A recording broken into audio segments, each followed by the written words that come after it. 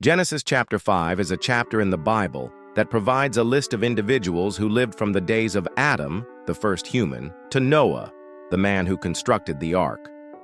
This chapter is commonly referred to as a genealogy, meaning a family, tree. It indicates how individuals were related and how long they lived. It assists us in comprehending the early history of humankind, as per the Bible. The chapter begins by reminding us that God made man in his own image, the same way he made Adam. Adam had a son named Seth, and from Seth came a people that the chapter follows. All of those listed had children, and then subsequently died. Most of them lived for hundreds of years, which will be a shock. But in the Bible, people in the early times are written as living very long lives. The following are some of the significant people mentioned in the chapter. Adam. He lived 9 to 30 years.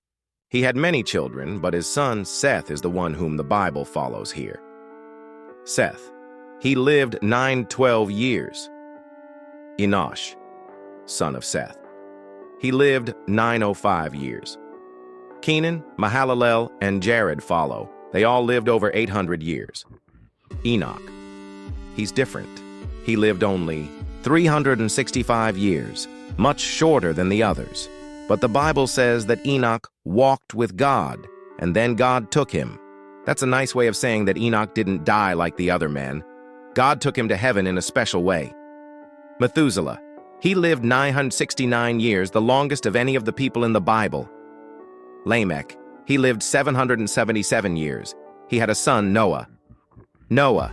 He is the last person mentioned in this chapter. He becomes the main character in the next part of the Bible. Each section usually goes something like, when person had lived number of years, he became the father of child. After that, he lived more years, had other sons and daughters, and then he died. The chapter concludes with Noah being 500 years old and having 3 sons, Shem, Ham, and Japheth. These sons will play an important role in the story of the flood in the subsequent chapters. What do we learn from Genesis 5? God keeps track of people. This chapter shows that every person is significant to God. Life went on a pattern. They lived, had children, and died. But Enoch was different as he walked in close communion with God.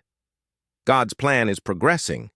The genealogy directs us to Noah, who will play a very important role in God's plan for the world.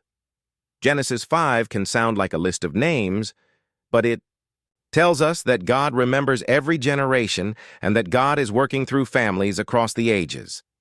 It also teaches us the value of walking with God, as Enoch did.